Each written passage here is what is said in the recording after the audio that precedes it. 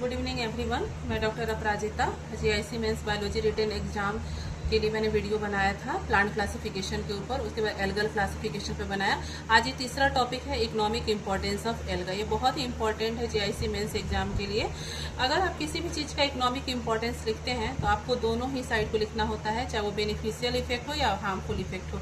तो सबसे पहले हम बेनिफिशियल इकोनॉमिक इंपॉर्टेंस के बारे में पढ़ते हैं कि जो एल्गा है इसका इकोनॉमिक इंपॉर्टेंस इंडस्ट्री के उस केस में कैसे है। तो रोल इन इंडस्ट्री, अगर के फॉर्मेशन में रेड एल्गा अपनी बहुत इंपॉर्टेंट भूमिका निभाता है, जैसे जेलिडियम और ग्रेसिलेरिया।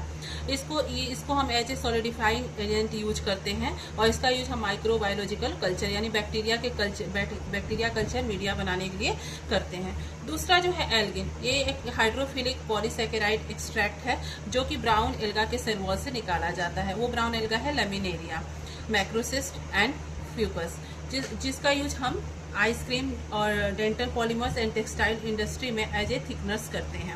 नेक्स्ट है कैरागिन। कैरागिन जो है एक सल्फेट पॉलीसैकेराइड है जिसको एक्सट्रैक्ट किया जाता है रेड एल्गा से और ये एज ए इमल्सिफायर सर्व करता है। इसका यूज हम एज ए क्लीनिंग एजेंट करते हैं चॉकलेट में, टूथपेस्ट में एंड पेंट में। नेक्स्ट है डाइएटम। डाइएटम जो है इंडस्ट्रियल फिल्ट्रेशन की तरह यूज होते हैं शुगर एंड ऑयल इंडस्ट्री में एंड हीट इंसुलेशन के लिए हेल्पफुल होते हैं। नेक्स्ट है मिनरल एक्सट्रैक्शन। मिनरल एक्सट्रैक्शन में केल्प जो होता है लैमिनेरिया, ये आयोडीन रिच होता है। आयोडीन का एक बहुत मेन इंपॉर्टेंट सोर्स होता है। बेनिफिशियल इकोनॉमिक इंपॉर्टेंस के अंडर में ही हम इसका role agriculture and soil fertility में देखते हैं, जैसे साइनोबैक्टीरिया। साइनोबैक्टीरिया को हम ब्लू ग्रीन एल्गा कहते हैं, जिसके अंडर में एग्जांपल में नॉस्टॉक और एनाबिना आते हैं।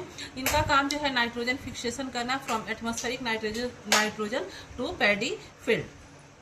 फिर इसका रोल जो है बायो फर्टिलाइजर्स की तरह होता है, जैसे सीवीड, सारागासम और फ्यूकस, जो कि ट्रेस एलिमेंट पोटेशियम, फास्फोरस और कैल्शियम से रिच होते हैं और ग्रोथ हार्मोन ऑक्सिन और जिब्रेलिन भी होता है। इनका डायरेक्ट रोल जो होता है सॉइल टेक्सचर को इम्प्रूव करने के लिए होता है। नेक्स्ट इकोनॉमिक इंपॉर्टेंस में हम पढ़ते हैं कि इसका रोल जो है फूड एंड डाइटरी सप्लीमेंट में कैसे होता है। जैसे डायरेक्ट ह्यूमन कंजप्शन के लिए हम पोरफायरा, उल्वा, लैमिनेरिया को यूज करते हैं क्योंकि ये जो होता है विटामिन और कार्बोहाइड्रेट का रिच सोर्स होता है, तो जापान वगैरह में इसको एज ए फूड जो है यूज किया जाता है। फिर सिंगल सेल प्रोटीन की तरह स्पाइरुलिना एंड क्लोरेला जो होता है 50 to 60% क्रूड प्रोटीन और फैटी एसिड को कंटेन करता है, मीन्स की क्रूड प्रोटीन और फैटी एसिड रिच होता है। सिंगल सेल प्रोटीन स्पाइरुलिना को भी हम as a food source use करते हैं। नेक्स्ट स्पेस रिसर्च में क्लोरेला को लोग लेके जाते हैं क्योंकि ये एक प्रोटीन का बहुत बड़ा सोर्स होता है। नेक्स्ट इकोनॉमिक इंपॉर्टेंस में इसका रोल जो है मेडिसिन के फील्ड में है। एंटीबायोटिक की तरह यूज किया जाता है क्लोरेलिन को, जो कि एक पैथोजेनिक बैक्टीरिया के उसके लिए यूज करते हैं एंटीबायोटिक की तरह।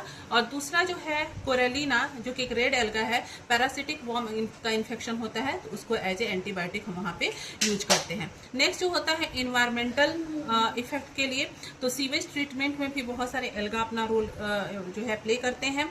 अब इसके बाद हम नेक्स्ट वीडियो में बनाएंगे हार्मफुल इकोनॉमिक इंपॉर्टेंस एल्गा का। Thank you.